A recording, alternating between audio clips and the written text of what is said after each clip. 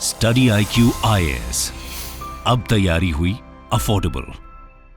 My name is Praveen Kumar, and this is our series on the constitutional law and Indian polity, right? So let us start the series.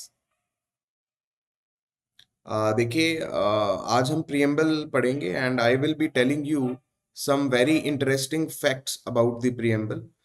एक ऐसा fact भी मैं आपको बताऊंगा after 2 minutes I will tell you one such fact जो आपको कहीं पर भी और नहीं मिलेगा। You will not find that fact in any book and anywhere else, right?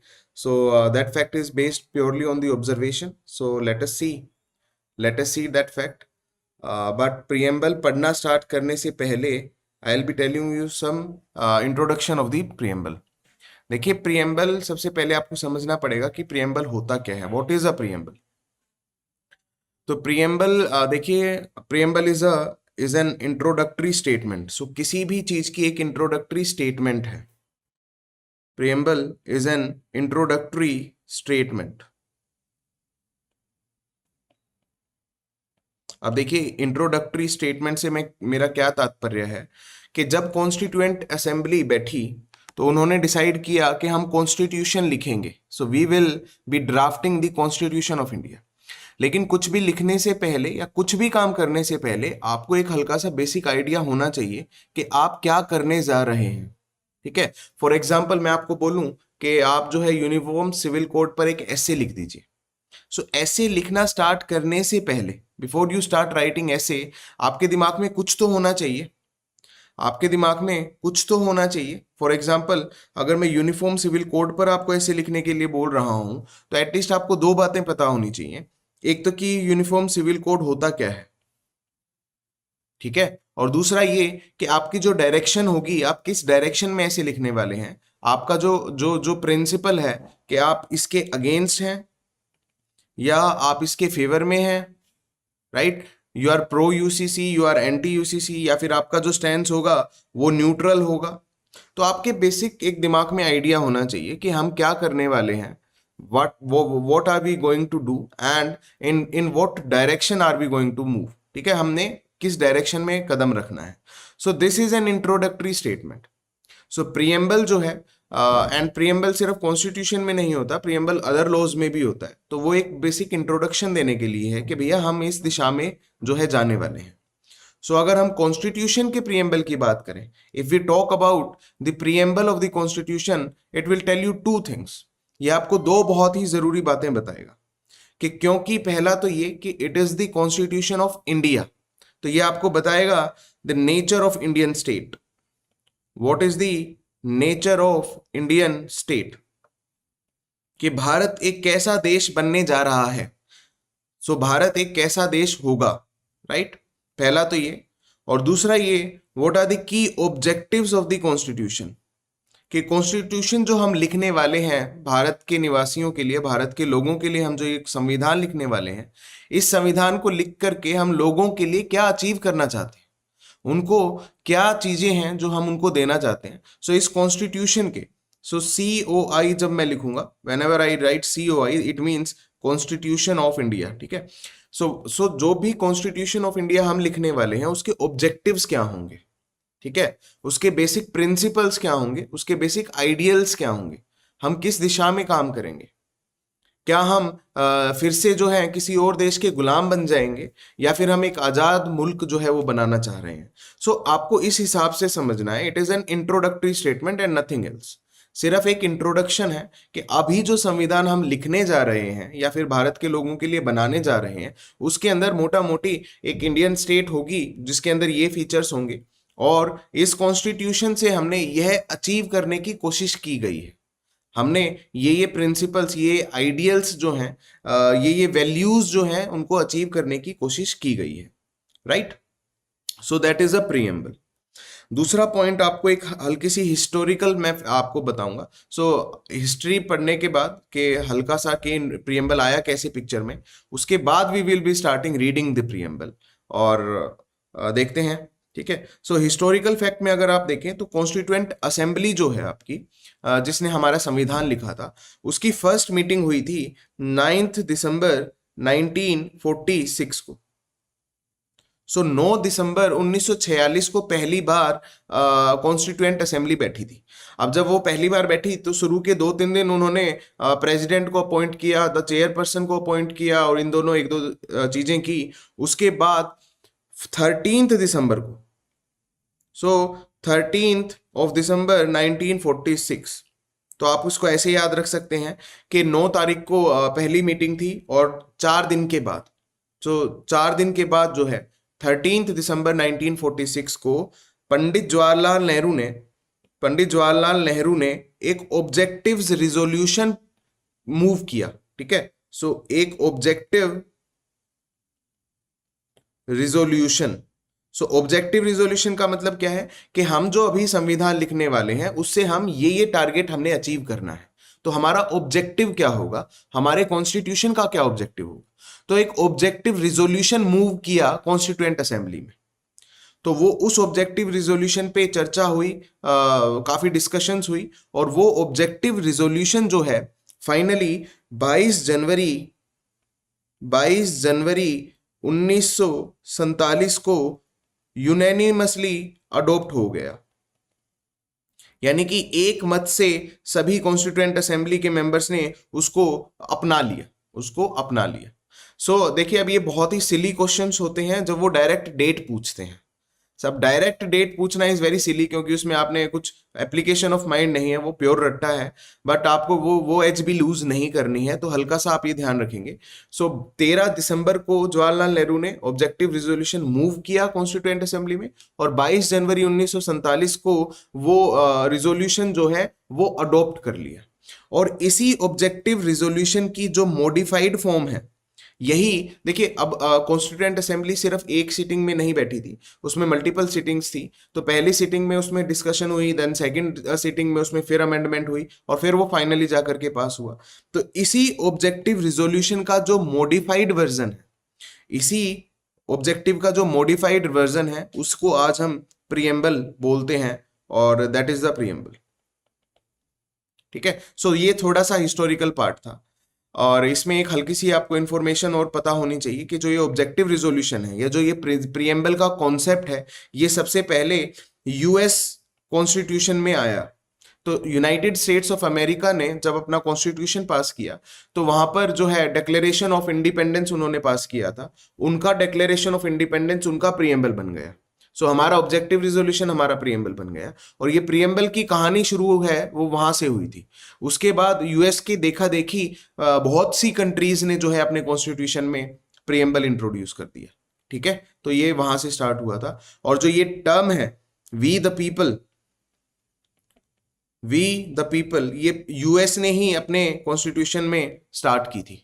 So US ने अपने कॉन्स्टिट्यूशन के प्रीएम्बल की स्टार्टिंग ऐसे की थी, तो उसका देखे देखी जो है काफी और कॉन्स्टिट्यूशंस ने भी इसको कॉपी किया। Right, so now we are ready to read the Indian the preamble. अब हम तैयार हैं प्रीएम्बल पढ़ने के लिए। एंड एज आई सेड, मैं आज आपको प्रीएम्बल के बारे में एक ऐसा फैक्ट बताऊंगा जो आपको और कहीं नहीं मिलेगा। द रीजन इज कि ये जो है फैक्ट है, it is purely based on my observation.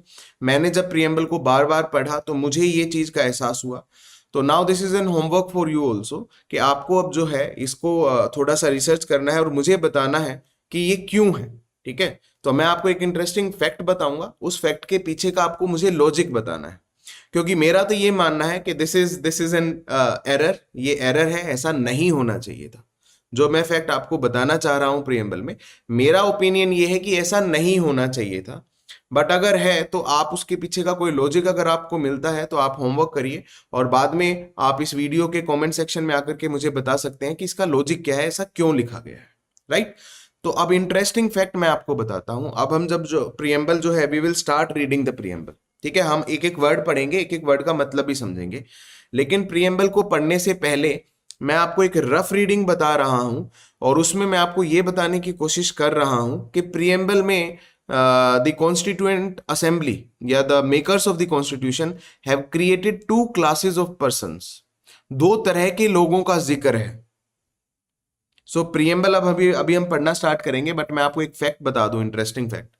So preamble के अंदर 2 क्लासेस ऑफ पर्संस की बात की गई है, 2 तरह के लोग। पहले जिन लोगों का जिक्र है वो है the people of India, the people of India. और दूसरे जिन लोगों की बात की गई है वो हैं the citizens of India.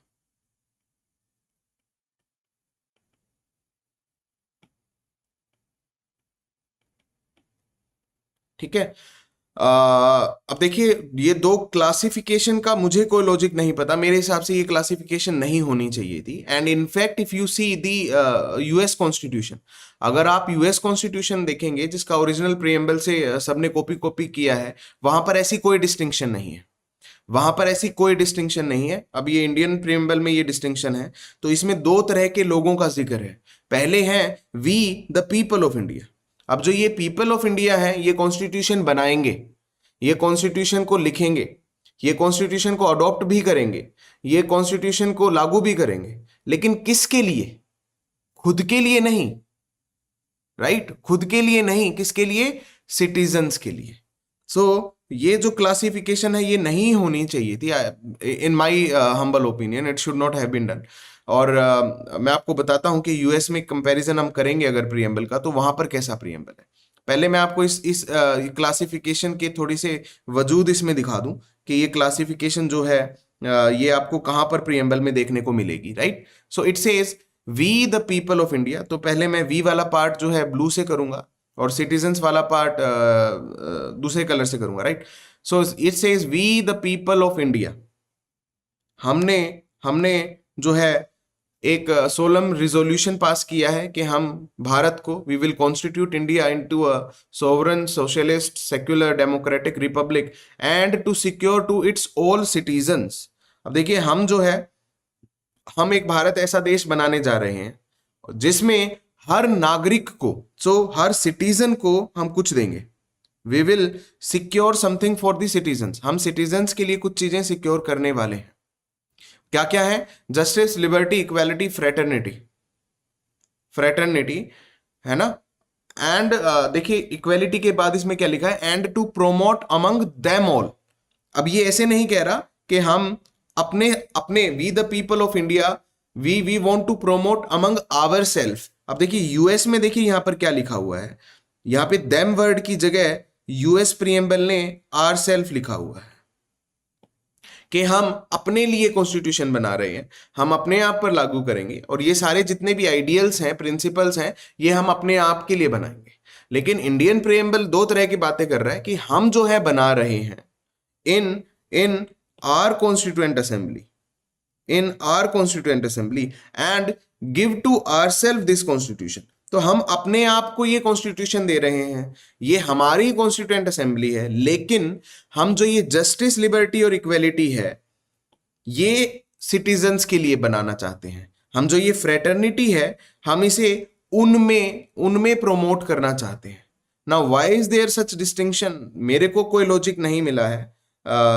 Solemnly का मतलब होता है शपथ लेकर के, एक पावन अवसर पे, एक पावन अवसर पे, right?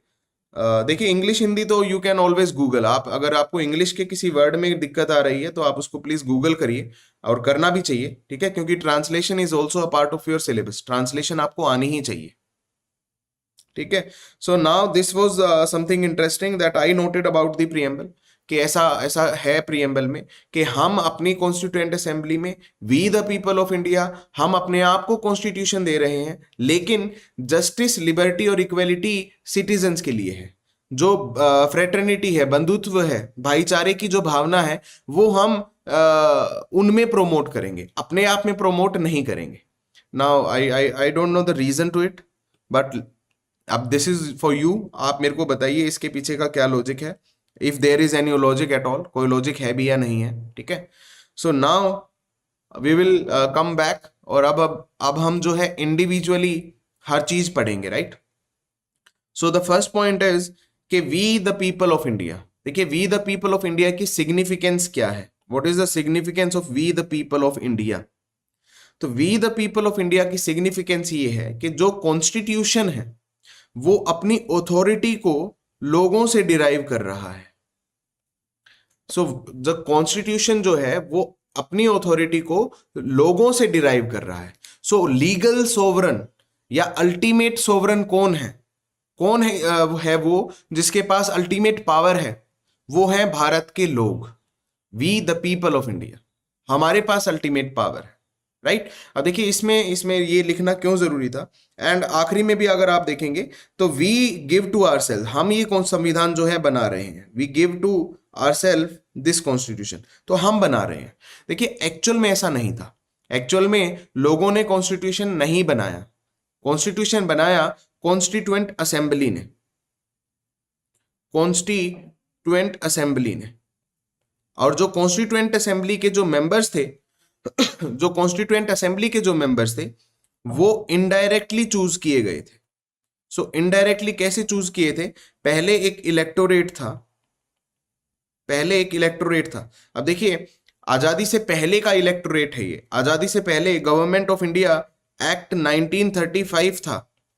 So government of India act 1935 के अकॉर्डिंगली हर इंसान के पास वोट करने का अधिकार नहीं था। वोट करने का अधिकार बहुत लिमिटेड लोगों के पास था, ठीक है। For example on the basis of education, जो पढ़ा लिखा है सिर्फ वही वोट कर सकता है। On the basis of tax, जो टैक्स पे करता है सिर्फ वही वोट कर, तो बहुत ही लिमिटेड लोगों के पास वोटिंग का राइट था। We the people of India, जो हम सब भारत के लोग हैं, सबके पास वोटिंग का राइट नहीं था, राइट। उन्होंने जो है प्रोविंशियल मेंबर्स चुने। सो उस टाइम पे प्रोविंसेस थी, जो प्रोविंसेस थी उनके मेंबर्स चूज किए और इन मेंबर्स ने कॉन्स्टिट्यूएंट असेंबली के मेंबर्स को चूज किया। सो इनडायरेक्टली चूज किया था और वो भी बहुत कम लोगों ने। लेकिन डिस्पाइट दिस फैक्ट हमारे कॉन्स्टिट्यूशन में लिखा हुआ है वी द पीपल। तो वैसे सबने नहीं बनाया टेक्निकली, लेकिन हम इसमें फिर भी ये मान के चलते हैं कि इसमें जो भावनाएं जुड़ी हैं वो उन सभी लोगों की जुड़ी हैं, और जो पावर हमने डिराइव की है, जो अथॉरिटी हमारा संविधान डिराइव करता है, वो सभी के सभी लोगों से करता है। सो जो अल्टीमेट सोवरन है या फिर अल्टीमेट अथॉरिटी होल्डर है, that is the people of India. वो भारत के लोग हैं जिनके पास असली ताकत है, बस उनको वो रियलाइज करनी है कि हमारे पास ही असली ताकत है, ठीक है। Now going forward, having solemnly resolved to constitute India into a. अब देखिए ये जो 5 शब्द लिखे हुए हैं आपके एग्जाम में, कई बार वो बहुत ही अगेन सिली क्वेश्चंस, इसको सीरियल ऑर्डर में पूछते हैं।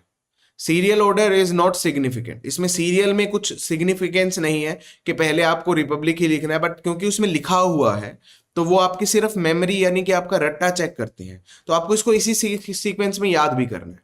देखिए प्रियम्बल तो आई विल टेल यू कि आप प्लीज इसको वर्ड बाय वर्ड पूरा ही याद कर लीजिए, 4-5 बार पढ़ेंगे याद हो जाएगा, क्योंकि वो क्वेश्चन कई बार ऐसे पूछते हैं आपसे एग्जाम में।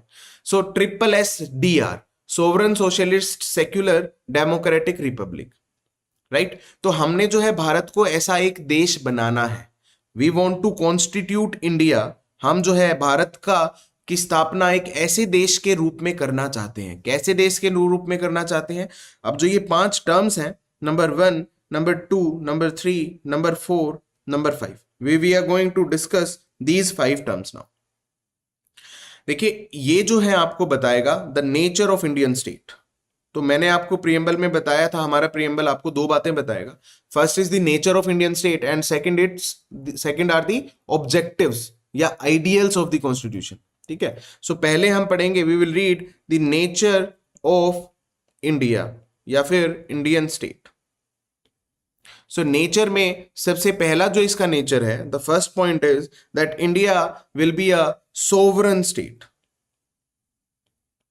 तो सोवरन का वैसे मतलब होता है आजाद, सोवरन मींस इंडिपेंडेंट, ठीक है। तो क्योंकि भारत जो है एक गुलाम था अंग्रेजों का, और अब हम आजाद मुल्क बनने जा रहे हैं, एक आजाद देश बनने जा रहे हैं, तो इस वर्ड की सिग्निफिकेंस है। देखिए वैसे सोवरन का मतलब होता है दो तरह से आप इसको देख सकते हैं। अगर आप इसको एक्सटर्नल अफेयर्स से समझें तो हम ये कहेंगे कि किसी भी देश का हमारे ऊपर कोई राज नहीं है, अब हम आजाद हैं। अगर आप इंटरनली इस चीज को समझेंगे सोवरेनिटी को, तो सोवरेनिटी का मतलब है कि हमारे पास हमारे लिए सारे कानून बनाने का अधिकार है। So we have power to legislate on any subject, हम अपने लिए कोई भी कानून बना सकते हैं, राइट। तो पहले ये पावर नहीं थी, पहले ब्रिटिश पार्लियामेंट हमारे लिए कानून बनाता था, राइट। सो सोवरेनिटी को हम एक्सटर्नली देखें, हम अब किसी के गुलाम नहीं है, we are not dominion, we are not a colony anymore, और हम जो है अपने लिए सारे कानून खुद बनाएंगे, राइट। सेकंड जो नेचर है आपका, जो सेकंड पॉइंट है आपको देखना है उसमें, दैट इज सोशलिस्ट। अब देखिए ये जो है गांधीयन सोशलिज्म है, दिस इज गांधीयन सोशलिज्म। ये मार्क्शन या फिर जो मार्क्स, कार्ल मार्क्स था, मार्क्सिस्ट फिलोसफी वाला सोशलिज्म नहीं है, जिसमें हर चीज जो है नेशनलाइज कर दी जाती है, ऐसा नहीं है।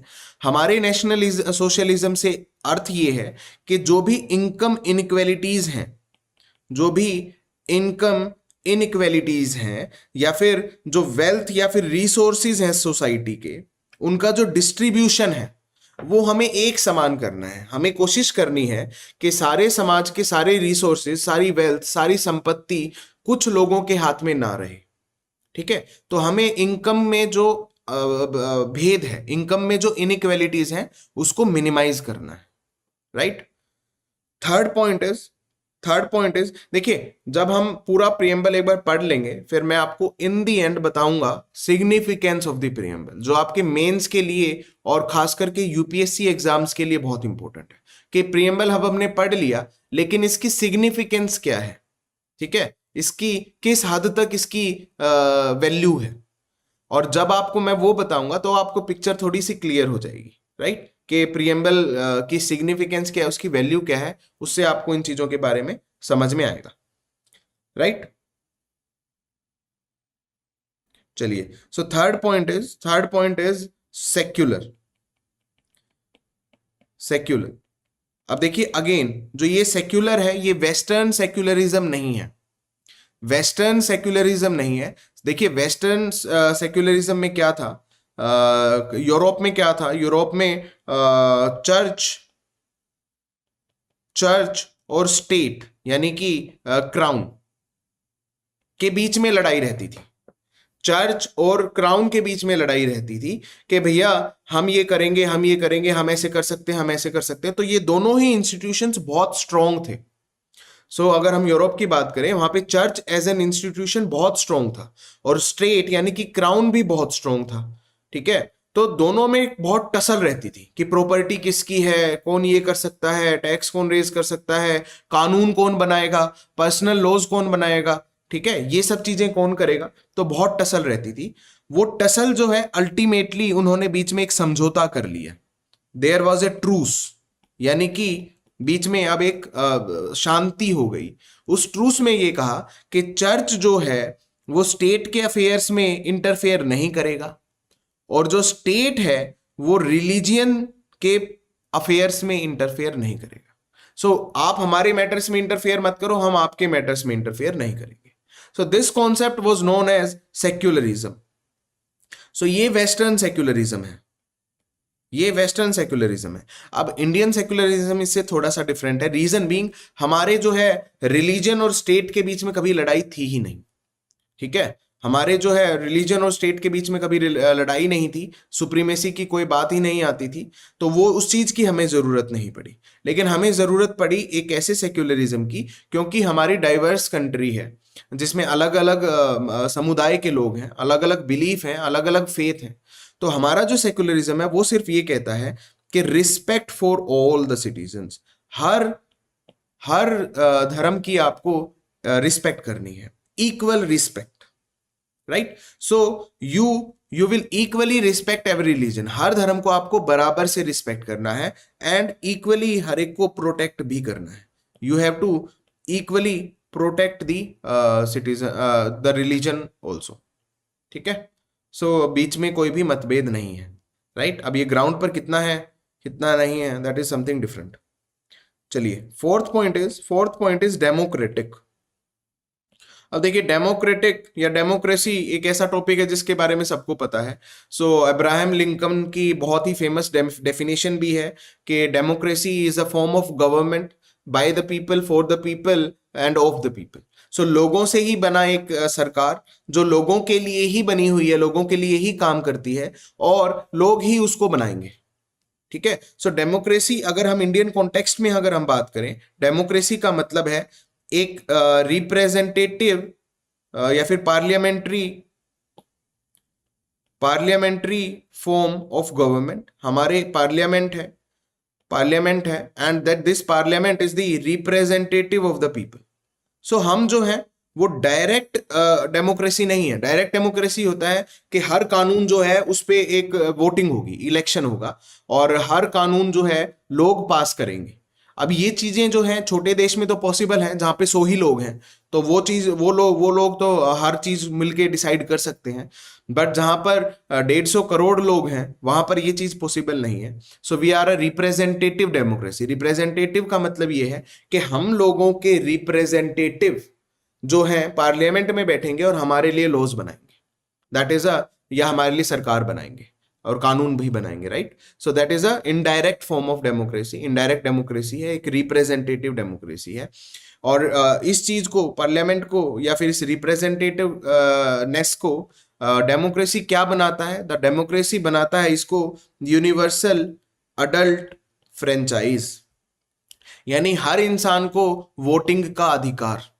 तो हम हर इंसान जो है वोट डालने का हमारे को पास अधिकार है, और यही चीज हमारे देश को डेमोक्रेसी बनाती है। सो पीरियोडिक इलेक्शंस, थोड़े थोड़े टाइम के बाद इलेक्शंस होंगे, फ्री इलेक्शंस होंगे, फेयर इलेक्शंस होंगे, राइट। तो वही जो है एक असली डेमोक्रेसी की पहचान है। सर आपके यूट्यूब क्लासेस की टाइमिंग्स क्या है? 8 to 8:30, सुबह 8 से 8:30 बजे। अब ये 8:30 थोड़ा ऊपर नीचे हो जाता है, right. So next term for you is Republic. पांचवी टर्म है रिपब्लिक। अब अगेन देखिए, रिपब्लिक हम उसको कहते हैं जहां पर जो हेड है, the head of the state. So who is the head of Indian state? आपके लिए, मेरे लिए क्वेश्चन है, मेरा this is my question for you. Who is the head of Indian state? Who is the head of Indian state?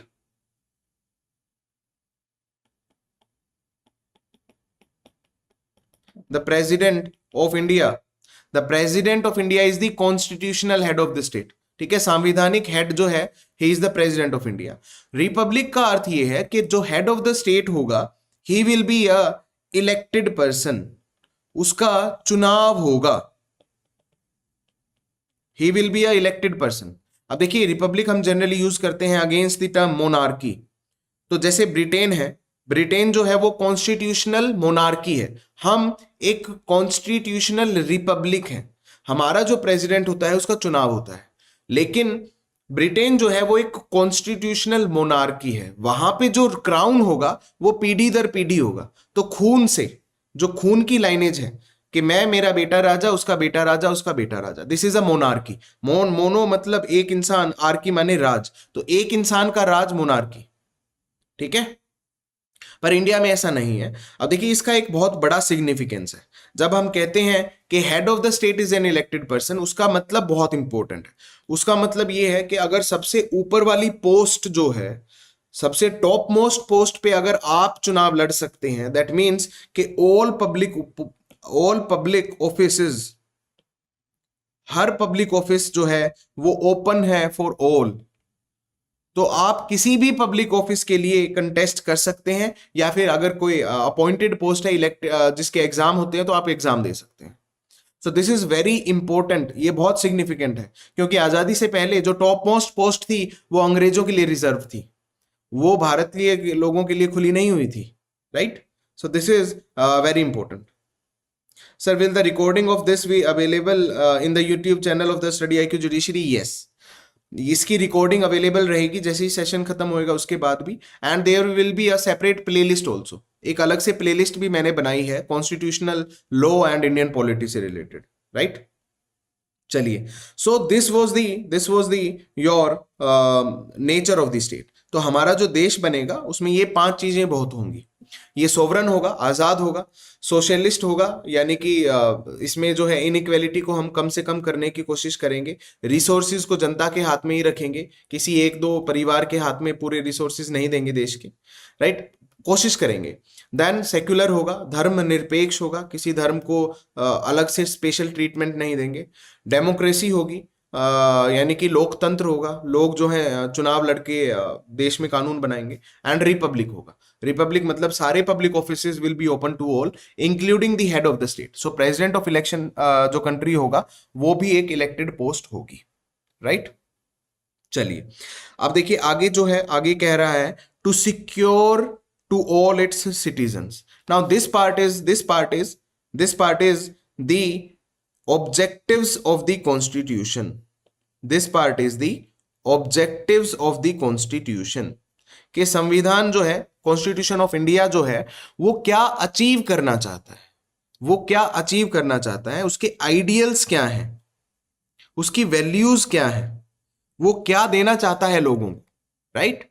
सो देखिए अब इसमें क्या क्या पॉइंट्स हैं, and these points are very important, देखते हैं हम।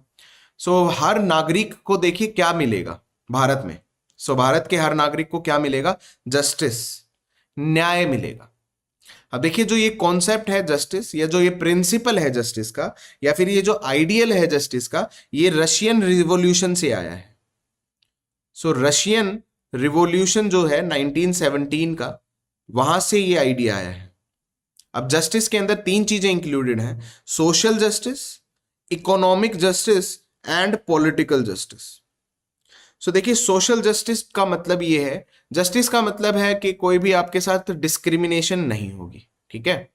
सोशल जस्टिस का क्या मतलब है, सोशल जस्टिस, अब देखिए पहले क्योंकि हम इन आइडियल्स को पढ़ने जा रहे हैं, तो मैं आपको यहां पर एक डॉक्टर बी आर अम्बेडकर की एक स्टेटमेंट बता दूं। डॉक्टर बी आर अम्बेडकर का ये कहना है कि जस्टिस, लिबर्टी एंड इक्वेलिटी, ये आपस में एक दूसरे से जुदा नहीं है, they cannot be divorced from each other, इनको आपस में आप सेपरेट नहीं कर सकते हैं, ये एक यूनिटी है, ये तीनों जो है मिलकर के एक यूनिटी बनाते हैं, ठीक है। तो ये बहुत स्ट्रिक्टली अलग नहीं है एक दूसरे से, ये तीनों एक साथ ही चलते हैं, ठीक है। सो ये डॉक्टर बी आर अम्बेडकर की बहुत फेमस स्टेटमेंट है, कई बार एग्जाम में डायरेक्ट स्टेटमेंट देके पूछ लेते हैं कि ये स्टेटमेंट किसकी है। So doctor B R Ambedkar has said कि the concept of justice, liberty and equality forms a unity या फिर ट्रिनिटी। सो एग्जैक्ट जो अगर मैं टर्म अगर यूज करूं, यूनियन ऑफ ट्रिनिटी, ये exactly doctor B R Ambedkar ने कहा, ठीक है। आप इनको जुदा नहीं कर सकते हैं, अगर एक होगा और बाकी नहीं होंगे तो भी सिचुएशन अच्छी नहीं होगी, ठीक है। अब वो बहुत बड़ी स्टेटमेंट है, you can read the entire statement, आपके एसेज के लिए वो स्टेटमेंट इंपॉर्टेंट हो सकती है, ठीक है। देखिए सोशल जस्टिस का मतलब ये है कि आपको जो है किसी भी सोशल क्लास को, किसी भी कास्ट को, किसी भी रेस को, किसी भी रिलीजन को, या मेल्स को, अगर हम जेंडर की भी बात करें, तो किसी भी सोशल क्लास को स्पेशल प्रिविलेजेस नहीं मिलेंगे, और किसी भी सोशल क्लास को आप अनटचेबल नहीं कहोगे। तो किसी को भी सोशल क्लास की वजह से उच्च या फिर नीचा दर्जा नहीं मिलेगा, ठीक है। ऐसा कुछ नहीं होगा। इकोनॉमिक की हम बात करें तो इनकम इनइक्वालिटीज जो है आप मिनिमाइज करोगे, सबको जो है इकोनॉमिक जस्टिस मिलना चाहिए, आर्थिक न्याय जिसको हम बोलते हैं, दैट मीन्स कि सबको जो है समान अधिकार मिलना चाहिए, और इनकम में जितनी भी इनइक्वालिटीज हैं उनको कम से कम करने की हम कोशिश करेंगे। Third is political. Now political justice means कि इक्वेलिटी ऑफ वोटिंग राइट्स। तो इंडिया में यूनिवर्सल एडल्ट फ्रेंचाइज है, दैट मीन्स 18 साल की उम्र से हर इंसान को वोटिंग के राइट्स हैं। उसकी कुछ एक्सेप्शंस हैं, फॉर एग्जांपल पर्सन अगर अनसाउंड माइंड का है या फिर कन्विक्ट है, जो भी है, कुछ एक्सेप्शंस है, पर जनरल रूल इज कि हर इंसान को, जिसके पास भी 18 साल से उम्र ज्यादा है, उसके पास वोटिंग राइट है। ना केवल वोटिंग राइट है पॉलिटिकल जस्टिस में, ना केवल वोटिंग राइट है, बट आपके पास राइट है टू कंटेस्ट इलेक्शंस ऑल्सो। आप किसी भी इलेक्शन को कंटेस्ट भी कर सकते हैं, लड़ भी सकते हैं, ठीक है। और आई विश कि आप चुनाव जीत भी जाएं, right. So this is the concept of justice. इसमें प्रीलिम्स में आपसे क्वेश्चन जनरली ये पूछते हैं कि जस्टिस जो है वो कहां से लिया गया है, आइडियल ऑफ जस्टिस कहां से आया है, तो that is from the Russian revolution. Next is your the concept of liberty. Liberty means freedom, आजादी। लिबर्टी का क्या मतलब है, आजादी। So liberty means freedom. जो लिबर्टी का जो आइडिया है, that we have taken from the French revolution. So French revolution था, अब ये 1780s का था, 1789 से 99 शायद चला है। सो हमने फ्रेंच रिवॉल्यूशन से लिबर्टी का आइडिया लिया है, the ideal of liberty. Liberty का मतलब होता है इंडिपेंडेंस, ठीक है, आजादी, फ्रीडम, फ्रीडम्स, ठीक है। सो लिबर्टी ऑफ थॉट मतलब सोचने की आजादी, आप कुछ भी सोच सकते हैं। एक्सप्रेशन, आप जो है एक्सप्रेस अपने आप को कर सकते हैं। बिलीफ, आप कुछ भी फेथ अपनी रख सकते हैं, कुछ भी, कोई भी बिलीफ आप अपना रख सकते हैं। Faith and worship. देखिए लिबर्टी आपको एक हल्का सा यहां पर समझना पड़ेगा। लिबर्टी का मतलब एब्सोल्यूट फ्रीडम नहीं है। लिबर्टी का मतलब एब्सोल्यूट फ्रीडम नहीं है। आपको यह हल्का सा कॉन्सेप्ट समझना पड़ेगा। Liberty does not mean absolute freedom. Absolute freedom का मतलब यह होता है कोई भी जो भी इंसान कुछ भी करना चाहे वो कर सकता है। No, this is not the situation. आप जो है हाथ में चक्कू लेकर के सड़क पर नहीं उतर सकते हैं सबको मारने के लिए, ठीक है। This is not the concept of liberty. ये फ्रीडम नहीं है, राइट। एब्सोल्यूट फ्रीडम जो है उससे केओस हो जाता है सोसाइटी में, एनार्की आती है। So anarchy is rule of no one. किसी का रूल नहीं है, किसी का कोई कोई रूल ही नहीं है, कोई कुछ भी कर रहा है, ठीक है। केओस हो जाएगा सोसाइटी में, राइट। सो लिबर्टी से आपको यह समझना है, लिबर्टी मीन्स कि आपके पास फ्रीडम्स हैं, बट फ्रीडम के साथ साथ आपके ऊपर कुछ रीजनेबल रिस्ट्रिक्शंस भी हैं। आपके पास आपके ऊपर रीजनेबल रिस्ट्रिक्शंस भी हैं।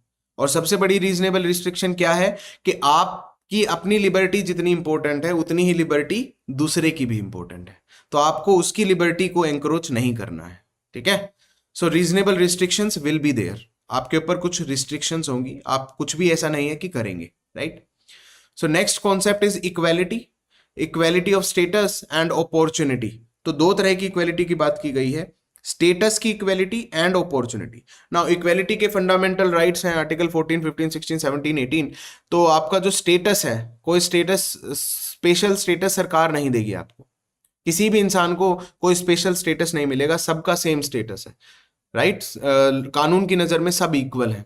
Equality before law. अब देखिए इक्वालिटी में भी दो कॉन्सेप्ट होते हैं। When when we will read article 14 तब हम इसको डिटेल से पढ़ेंगे। Equality before law and the equal treatment of law, ठीक है। अपॉर्चुनिटी की इक्वालिटी, देखिए अपॉर्चुनिटी की इक्वालिटी बहुत ज्यादा जरूरी है। Equality of opportunity is very important, ठीक है। अब इक्वालिटी ऑफ अपॉर्चुनिटी में आप क्या करेंगे, सपोज करिए आपको आर्मी में सिलेक्शन करना है, तो आप सेम दौड़ में लड़के और लड़की को नहीं दौड़ाएंगे, क्योंकि अगर आपने लड़कों को और लड़कियों को एक ही दौड़ में दौड़ा दिया तो क्योंकि फिजिकल डिफरेंस की वजह से लड़कियां उतनी तेज नहीं भाग पाएंगी, तो आपने उनको इक्वल अपॉर्चुनिटी नहीं दी है, right. So this is something कि आपको हर एक को स्टेटस इक्वल करना है and opportunity must also be equal.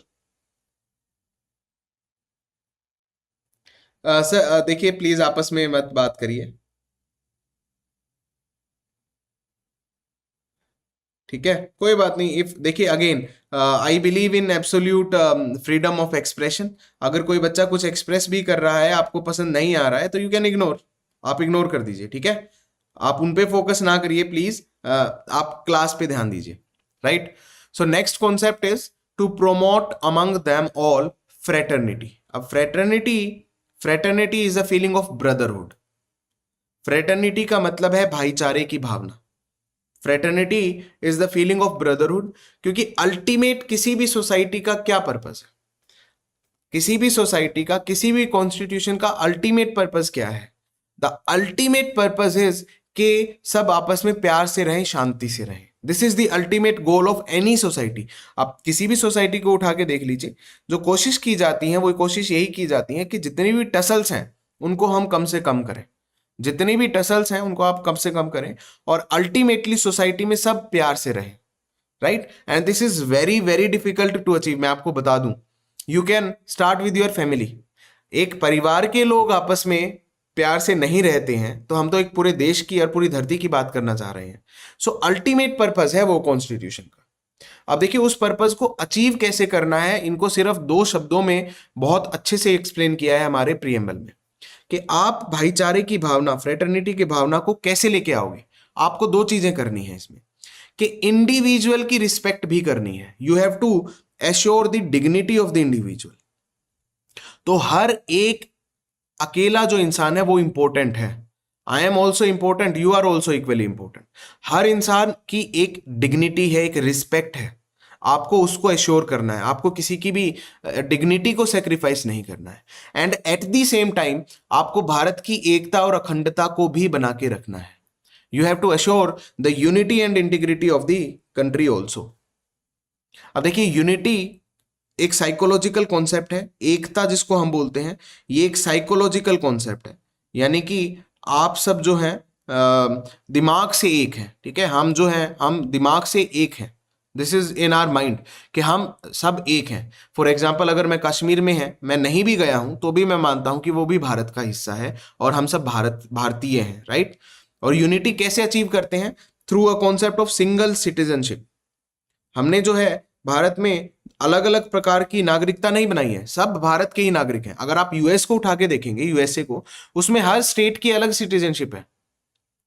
USA में, यूनाइटेड स्टेट्स ऑफ अमेरिका में हर स्टेट की अलग सिटीजनशिप है, इंडिया में नहीं है। इंडिया में एक सिंगल सिटीजनशिप है, भारत के नागरिक मतलब भारत के नागरिक, दैट्स इट, ठीक है, ताकि एक एकता की भावना आ सके कि हम सब एक हैं। Next is the integrity of the country. Integrity is a physical concept. Integrity जो है ये एक फिजिकल कॉन्सेप्ट है, यानी कि टेरिटोरियल। तो भारत की अखंडता भी बहुत जरूरी है, आपको भारत को के टुकड़े भी नहीं होने देने हैं, ठीक है, भारत टूटना भी नहीं चाहिए। अदरवाइज आप भाईचारे की भावना किस में लेके आओगे? आप भाईचारे की भावना किस में लेके आओगे, right. So these were the 5 points कि ये sorry this was the ideals of the constitution, कि वो क्या अचीव करना चाहते हैं। देखिए कितनी अच्छी अच्छी चीजें अचीव करना चाह रहे हैं, राइट। अब इन्हीं सभी चीजों की मैनिफेस्टेशन आपको आपके कॉन्स्टिट्यूशन में मिल जाएगी। जस्टिस कहाँ है, इक्वेलिटी कहाँ है, ये अलग अलग जगह पे अलग अलग चीजें देखने को मिलेंगी। और सबसे important part is your fundamental rights and directive principles of state policy. इन जितने भी आइडियल्स हमने पढ़े हैं, वो आइडियल्स की जो असली मैनिफेस्टेशन है वो आपको फंडामेंटल राइट्स और डीपीएसपी में देखने को मिलेगी। आप रिलेट भी कर पाएंगे, you can also relate also, ठीक है। चलिए आगे पढ़ते हैं, वी विल फिनिश दिस, और उसके बाद मैं आपको सिग्निफिकेंस बताऊंगा एंड दैट्स इट, ठीक है। आपको मैं सिग्निफिकेंस बताऊंगा कि प्रीएम्बल हम क्यों पढ़ रहे हैं या फिर प्रीएम्बल की वैल्यू क्या है। So in our constituent assembly में ये पास हुआ था, लेकिन now this date is very important. और अब ये सवाल इतनी बार पूछ लिया गया है कि बच्चे बच्चे को पता है कि this date is very important, right. तो इसमें जो तारीख लिखी हुई है, देखिए वो तारीख क्या है, 26 डे ऑफ नवंबर 1949, यानी कि 26/11/1949, 26/11/1949।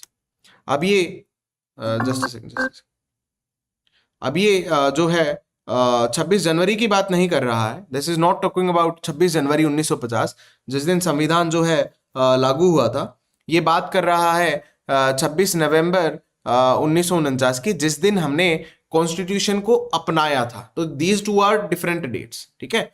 तो 26 नवंबर को भी हम सेलिब्रेट करते हैं द कॉन्स्टिट्यूशन डे के नाम से, राइट। तो इस दिन जो है कॉन्स्टिट्यूशन हमने बनाया था। So we adopted, enacted and gave to ourself this constitution. हमने ये बनाया भी था और हमने ये अडॉप्ट भी कर लिया था। अब उसके बाद देखिए दो अलग अलग डेट्स हैं। अब हम जनरली कहते हैं संविधान लागू हुआ था 26 जनवरी 1950 को, बट ये एंटायरली ट्रू नहीं है, ये एंटायरली ट्रू नहीं है।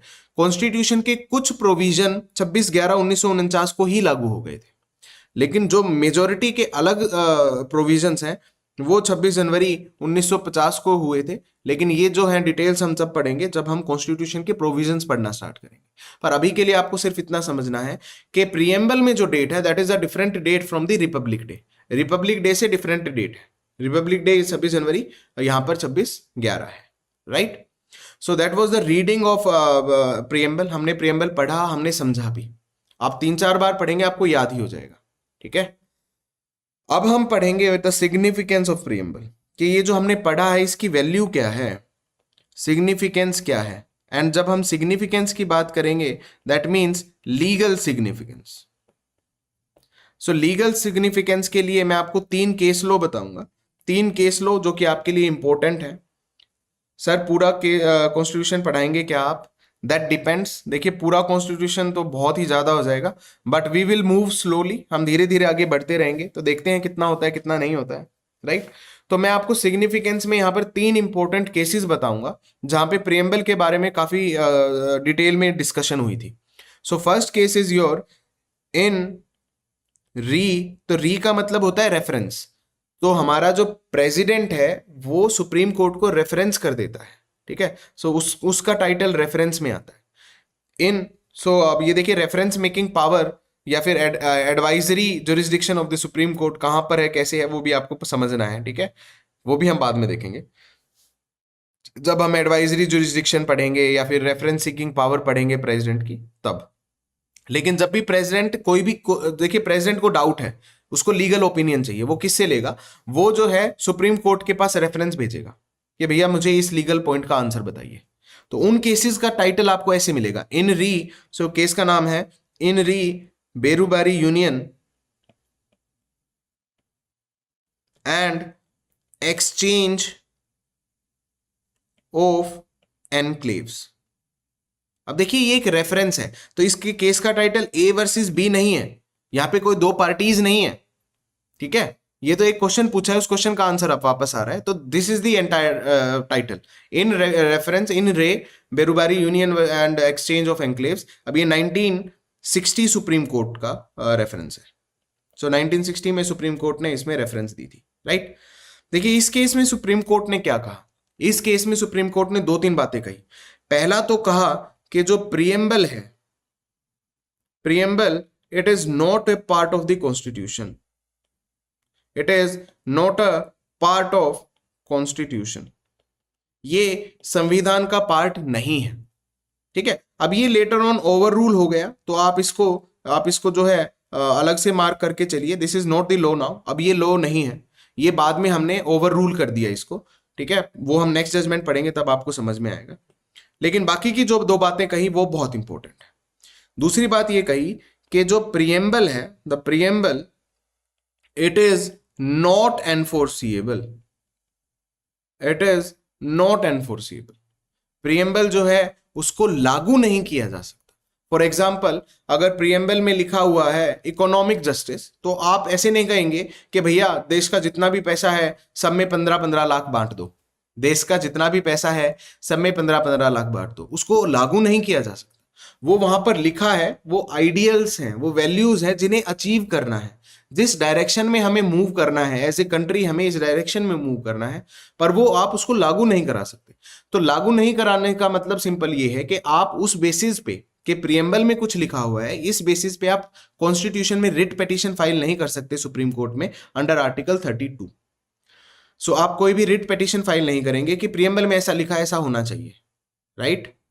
फॉर एग्जाम्पल फ्रेटर्निटी, कि फ्रेटर्निटी आपने लोगों में एश्योर करनी है। अब कोई अगर पॉलिटिकल पार्टी है जो कि फ्रेटर्निटी की बजाय नफरत फैला रही है या फिर हेट्रेड फैला रही है, तो आप इस बेसिस पे सुप्रीम कोर्ट में रिट फाइल नहीं कर सकते। फॉर एग्जांपल अगर यहाँ पर आपकी लाइव चैट में भी कोई नफरत फैला रहा है, तो let him do his work, वो ठीक है, आप अपना पढ़ाई पे फोकस रखेंगे, right. So it is not enforceable. अब नॉट एनफोर्सिएबल के लिए जो दूसरी टर्म है दैट इज ऑल्सो कि नॉन जस्टिसिएबल, नॉन जस्टिसिएबल। अब देखिए दो टर्म्स हैं, इन दो टर्म्स में आपको कंफ्यूज नहीं होना है। पहली टर्म है जस्टिफाइएबल। जस्टिफाइएबल क्या होता है? जस्टिफाइएबल का मतलब होता है जिसको आप जस्टिफाई कर सकते हैं कि भैया ऐसा लिखा है तो क्यों लिखा है। अब प्रियम्बल जस्टिफाइएबल तो है, उसमें जितनी भी अच्छी अच्छी बातें लिखी हैं वो ठीक लिखी हुई हैं, उसको आप जस्टिफाई तो करोगे, लेकिन जस्टिसिएबल नहीं है। जस्टिसिएबल का सिंपल ये मतलब है आप कोर्ट्स में नहीं जा सकते, आप ये नहीं कह सकते कि इस बेसिस पे मुझे ये रिलीफ मिलना चाहिए, राइट। सो आपको कोई भी लीगल रेमेडी नहीं मिलेगी, नो लीगल रेमेडी। सो आपको ये पॉइंट जरूर याद रखना है। दूसरा पॉइंट जो आपको याद रखना है, जो इस केस में कहा गया था, वो ये कहा गया था कि प्रियम्बल में काफी बातें लिखी हुई हैं, बट प्रियम्बल में जो भी लिखा हुआ है उसका मतलब ये नहीं है that is not so preamble is not a source of power and it is also not a source of limitation. तो वो किसी को ना ही कोई पावर दे रहा है, ना ही कोई लिमिटेशन कोई क्रिएट कर रहा है। सो अगर प्रियम्बल में कुछ लिख दिया है तो इसका मतलब ये नहीं है कि पार्लियामेंट वो कर सकता है, या फिर प्रियम्बल में कुछ लिख दिया है तो इसका मतलब ये भी नहीं है कि पार्लियामेंट वो नहीं कर सकता है। आप समझ रहे हैं? So preamble is not an independent source of power, वो एक कोई भी इंडिपेंडेंट सोर्स ऑफ पावर भी नहीं है और कोई लिमिटेशन भी नहीं है। सो अगर प्रियम्बल में लिख दिया है कि जस्टिस इकोनॉमिक होना चाहिए और पार्लियामेंट ने कोई ऐसा लॉ पास कर दिया है जहां पर इकोनॉमिक जस्टिस नहीं हो रहा है आपके हिसाब से, तो पार्लियामेंट ऐसा कर सकता है। प्रियम्बल कोई लिमिटेशन नहीं क्रिएट कर रहा है, राइट। एक्चुअली कोई भी जो सोर्स ऑफ पावर है या लिमिटेशन है वो कॉन्स्टिट्यूशन के प्रोविजंस हैं, सिर्फ प्रीएम्बल नहीं है। तो अगर किसी कॉन्स्टिट्यूशन के किसी और प्रोविजन में कोई लिमिटेशन क्रिएट कर रखी है तो वो लिमिटेशन मानी जाएगी, या फिर कॉन्स्टिट्यूशन के किसी और प्रोविजन में किसी भी इंसान को, किसी भी बॉडी को कोई पावर दे रखी है कि आप ऐसा कानून बना सकते हैं या नहीं बना सकते हैं, वो पावर मानी जाएगी, right. preamble in itself is not an independent source of power, it is nor a source of limitation also। तो ये तीन बातें कही गई। अब इसमें जो ये पहली बात है इसको ओवर रूल कर दिया गया नेक्स्ट जजमेंट में। सो द नंबर 2 जजमेंट जो मैं आपको बताने जा रहा हूं, that is his holiness Kesavananda Bharati Sripada गलवारू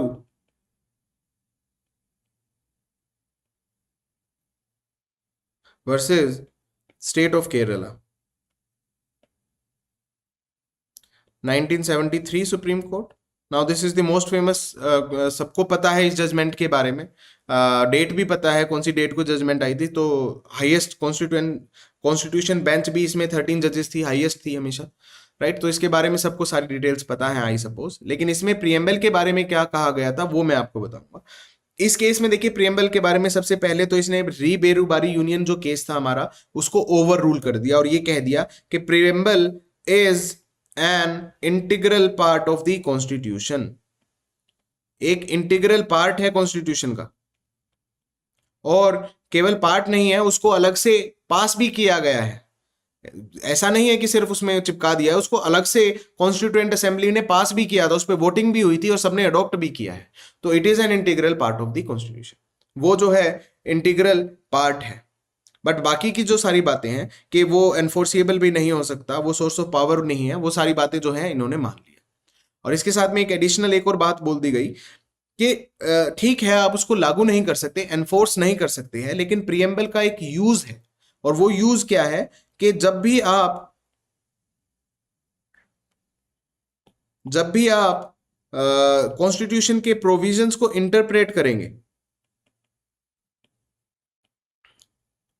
अगर आपको किसी भी प्रोविजन का मतलब पता लगाना है, उसकी इंटरप्रिटेशन करनी है कि ये प्रोविजन में क्या कहना चाह रहा है, तो आपको प्रीएम्बल को ध्यान में रखना है। तो क्योंकि प्रीएम्बल में वो आइडियल्स लिखे हुए हैं, तो प्रीएम्बल जो है वो कॉन्स्टिट्यूएंट असेंबली के दिमाग में घुसने का रास्ता है, उसकी क्या इंटेंशन थी। तो किसी भी प्रोविजन को आपको इंटरप्रेट अगर करना है तो आपको प्रीएम्बल की लाइट में करना है, आपको ये देखना है कि क्या अचीव करने की कोशिश की गई है, राइट। तो ऐसा नहीं है कि प्रीएम्बल कंप्लीटली यूजलेस है, आप उसको एनफोर्स नहीं करा सकते, आप that is non justiciable, but फिर भी उसका एक पर्पस है, उसका एक यूज है, वो एक लोगों को बताता है कि आपका देश कैसा बनना चाहिए। जो दूसरे प्रोविजंस हैं उनको इंटरप्रिटेशन में भी उसकी हेल्प ली जा सकती है, राइट। उसके बाद देखिए अब क्योंकि कॉन्स्टिट्यूशन का पार्ट है प्रीएम्बल, तो अगर कॉन्स्टिट्यूशन को अमेंड किया जा सकता है तो फिर प्रीएम्बल को भी अमेंड किया जा सकता है। इसके बाद क्योंकि जैसे ही ये जजमेंट आई उसके बाद 42nd कॉन्स्टिट्यूशन अमेंडमेंट एक्ट पास हुआ 1976 में। अब इंदिरा गांधी ने क्या किया, जैसे ही ये जजमेंट आई कि प्रीएम्बल कॉन्स्टिट्यूशन का पार्ट है और कॉन्स्टिट्यूशन को अमेंड किया जा सकता है, तो उसने सबसे पहले प्रीएम्बल को अमेंड किया, राइट। अब प्रीएम्बल को अमेंड करा है आज तक के इतिहास में सिर्फ एक बार, आज तक जो ओरिजिनल प्रीएम्बल था उसके बाद आज तक सिर्फ एक ही बार उसको अमेंड किया गया है, जो कि 42nd कॉन्स्टिट्यूशन अमेंडमेंट एक्ट से 1976 में किया गया है। और इसमें क्या वर्ड्स जोड़े हैं, इसमें प्रीएम्बल में क्या चीजें अमेंड की हैं, इसमें 3 वर्ड्स को जोड़ा है, इसमें 3 चीजों को जोड़ा है, वर्ड तो 4 है शायद। सो पहला उसने जोड़ दिया है सेक्युलर एंड सोशलिस्ट। तो यहां पर सोवरन डेमोक्रेटिक रिपब्लिक पहले लिखा हुआ था, 1976 में हमने क्या किया, इसमें सोशलिस्ट और सेक्युलर को भी इंसर्ट कर दिया, हमने सोशलिस्ट और सेक्युलर को भी इंसर्ट कर दिया, राइट। तो एक तो ये अमेंडमेंट हुई है। दूसरी अमेंडमेंट क्या हुई है, देखिए पहले सिर्फ यहां पर यूनिटी ऑफ द नेशन था, लेकिन हमने यहां पर एंड इंटीग्रिटी भी ऐड कर दिया। तो ना केवल एकता, भारत की अखंडता को भी बनाए रखना है, राइट। सो एंड इंटीग्रिटी यहां पर ऐड किया है, और सोशलिस्ट और सेक्युलर ऊपर ऐड किया है, राइट। सो ये 1976 में आफ्टर केशवानंदा भारती एक अमेंडमेंट आई थी।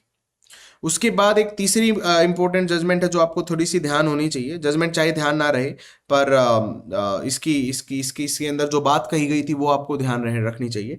That is your S R Bommai versus union of India. अब ये देखिए, जो मैं आपको बात बताना चाह रहा हूं इस केस में, वो केवल इस केस में नहीं बोली, अन्य कई केसेस में भी बोली गई है। और वो ये लिखा गया है कि जो ऑब्जेक्टिव्स है ना प्रीएम्बल में, जो ऑब्जेक्टिव्स हैं प्रीएम्बल में, जो भी प्रीएम्बल में ऑब्जेक्टिव्स लिखे हुए हैं, क्या क्या लिखा हुआ है? Justice, liberty, equality, fraternity. तो ये जितने भी आइडियल्स हैं, ऑब्जेक्टिव्स हैं प्रीएम्बल में लिखे हुए हैं, ये हमारे कॉन्स्टिट्यूशन का बेसिक स्ट्रक्चर का पार्ट है। So they are part of the basic structure of the constitution.